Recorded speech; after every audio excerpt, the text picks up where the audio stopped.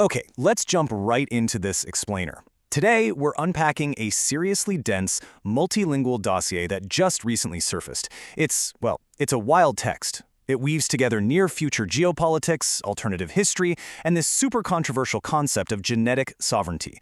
Now, we are treating this forensically. We're not here to endorse any of these explosive claims, but rather to break them down, show you exactly how this text builds its worldview, and see what it reveals about modern geopolitical anxiety. Right, let's get into it. To wrap our heads around a document of this massive scale, we're going to follow a six-part agenda. 1. The 2026 geopolitical fracture. 2. The quest for biosovereignty. 3. Securing the lithospheric vault. 4. The global control laboratory. 5. Rewriting the historical record. And finally, 6. Surviving the new reality. It's basically an iceberg, starting with the present-day crisis and diving way down into the hidden historical and biological layers. So, Section 1, the 2026 geopolitical fracture, a crisis of identity. The whole opening premise hinges on a massive, immediate geopolitical shock. The text actually sets the scene in March 2026. It claims a sudden U.S.-Iran conflict has completely fractured the Atlantic Alliance. Under what it calls a U.S. policy of maximum submission, Washington is allegedly demanding European boots on the ground. But here's the real kicker. Look at the alleged motive. The dossier asserts this war isn't actually about regional security at all. No, it claims it's driven by the transactional morality of the unredacted Epstein files. Yeah, you heard that right. The text argues that a curated client list is actively being used by external actors to blackmail high-level decision-makers, basically dragging Europe into a war just to protect a compromised political elite. So, in response to this so-called transactional diplomacy, the document claims Central Europe is just breaking away, and it specifically points to Hungary, led by Peter Magyar, as the literal center of this resistance. The text outlines his strategy using 3 unshakable pillars for absolute strategic autonomy. You've got historical federalism to counter foreign aggression, biosovereignty to anchor national identity, and lithospheric control to physically secure resources. Which brings us to Section 2, the quest for biosovereignty, genetics over ideology. Because, to achieve true autonomy, the dossier argues nations have to go below the surface and anchor their identity in actual genetic reality. The authors basically claim that modern ideologies are just algorithmic falsifications, and that a nation's true code is stored in its biology. Just take a look at this admixture matrix. It maps the genetic makeup of someone from Hamburg, Germany, against someone from Vienna, Austria. And the dossier highlights this massive 8% deficit in step genetic components in the Austrian profile. It's replaced by an Anatolian farmer component instead. Now, in population genetics, an 8% difference is not just some minor regional quirk. The dossier notes it's absolutely massive. We're talking equivalent to populations that diverged thousands of years ago. So the crucial takeaway the text makes here is that 20th century political rhetoric, like specifically the 1938 myth of one blood uniting Germany and Austria, is molecularly false, according to them anyway. The paleogenetic data presented in the dossier entirely dismantles this divided nation hypothesis. It argues that a unified German genetic population is just a statistical fiction, and that these groups are, in reality, distant cousins separated by immense biological distances. Moving right along to Section 3, securing the lithospheric vault, the hardware of the state. Because, biological code doesn't really do much without a physical foundation. The memorandum sharply pivots from genetics straight into geography. If genetics are the software, the Earth is the hardware. The text actually zeroes in on the Rabaruska zone in western Ukraine as the absolute strategic epicenter for European autonomy. Just look at the hard numbers they throw out for this region. By using a proprietary tech called Ralph-1, which supposedly maps the deep Earth independent of US or Russian data monopolies, the dossier claims Europe can unlock up to a staggering 7.3 billion barrels of heavy oil trapped in granite. At a jaw-dropping $288 billion market value, this isn't just about cash. The authors argue it provides the ultimate caloric independence, basically what a state needs to survive without ever bowing to foreign pressure. So why is securing this physical hardware so absolutely crucial? Well, because it protects the software of the state. The dossier draws this really strict ontological line right across Europe. On one side, you have the Eurasian centralist model, where the state is essentially a personal fiefdom, centralized despotism, the whole 9 yards. On the other side is the European decentralized model. And fascinatingly, the text doesn't point to some modern democratic constitution as the blueprint here. Nope, it points all the way back to the Lithuanian Statute of 1588, arguing that true sovereignty has literally always been a byproduct of regional, decentralized legal security.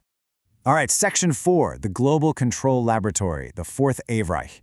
Okay, we are now descending into the deepest, definitely most controversial waters of this analysis.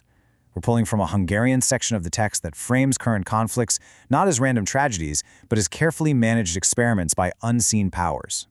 The authors allege there's this covert, globalist network they call the Fourth Reich. They claim this unseen center of power actually uses specific nations as testing grounds. According to the text, Ukraine has been turned into a literal social laboratory subjected to deliberate psychological expansion. The mechanisms they list for this are pretty stark. You've got the deployment of opaque NGO networks to dismantle a society's immune system, a relentless campaign of media terror to override common sense with television reality, and outright legal destruction that just suspends constitutions to serve foreign interests. And this leads to a fiercely cynical interpretation of the ongoing war.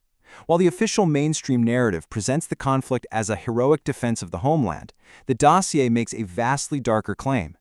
It asserts the war is a deliberate meat grinder. The text alleges that while local men are forced to the front lines, geopolitical elites are supposedly busy arranging their engineered demographic replacement, using non-risk migrant labor from abroad. All of this, allegedly, to secure the land and resources for a completely new class of owners. Which brings us to Section 5, Rewriting the Historical Record, Hidden Empires. The dossier implies that if the powers that be can deceive us about the present, well, they've certainly deceived us about the past. Let's see how they build this case. The sources lay out an alternative timeline to prove what they call a systemic, centuries-long mechanism of historical amnesia dictated by political agendas. First, they highlight the 930s CE, claiming Khazar dominance in places where official chronicles say Russian rule existed. Then they jump to 1307 CE, tracking this mysterious eastern evacuation of the Knights Templar. And finally, they point to 1952, directly accusing the Soviets of deliberately flooding the ancient Khazar fortress of Sarkel, just to physically erase it from human memory. Let's zoom in on their evidence for the 10th century. What we have here is a Russian language analysis of a document found in Cairo, known as a Kiev letter. It's an old legal document from a Jewish community in Kiev. But the explosive detail, according to the dossier, is right in the bottom corner. 6 Turkic runic characters that read Hakuram, meaning I have read or approved. The text argues this administrative visa proves a Khazar official actually held censorship authority over Kiev in the 930s, which is a massive contradiction to the traditional narrative that places the city firmly under the rule of the Rus princes at that time. And honestly, equally astonishing is the dossier's claim about the Knights Templar. So when King Philip IV cracked down on the order in 1307, 18 galleys supposedly vanished without a trace. The text asserts they didn't sink, they migrated to Siberia, a zone completely out of reach from papal decrees. And the evidence they cite for this Siberian Templar route is incredibly specific. Stone foundations with European masonry out in Tumen, caches of European woven chainmail discovered in Khanty-Mansiysk, and even indigenous folklore talking about mysterious men in iron with red crosses arriving way before the Russian Cossacks ever did. All right, finally, Section 6, Surviving the New Reality, the Bureaucracy of the Apocalypse. We've reached the very bottom of the iceberg. Having laid out this wild world of hidden biological realities, ruthless geopolitical blackmail, and erased empires, what's the dossier's ultimate recommendation? How does a state actually survive this? The answer they give is the Swiss blueprint. The authors argue that to maintain true sovereignty, a nation absolutely must be able to endure a total first strike scenario. So they advocate for a doctrine of total defense. They suggest adopting Switzerland's subterranean infrastructure model, aiming for literally 100% population coverage in deep earth bunkers paired with a strict 12-minute readiness standard. They call this institutionalized readiness the bureaucracy of the apocalypse. It's essentially a system designed to neutralize panic by turning the literal end of the world into a routine administrative task, ensuring that the physical hardware of the state survives, even if the surface burns. And that brings us to our final thought. Through this intense blend of genetics, resources, and alternative history, the dossier is ultimately attempting to pull back the curtain on the immense, hidden structures it claims dictate our everyday reality. It leaves the reader with a single, highly provocative question drawn directly from the Hungarian source text: will we notice the hands moving on the chessboard before the last pawn is taken? It's a pretty chilling note to end on, but it for sure makes you look at the map of the world a little differently. Anyway, thank you for joining me for this explainer. Keep learning, keep questioning, and I'll catch you next time.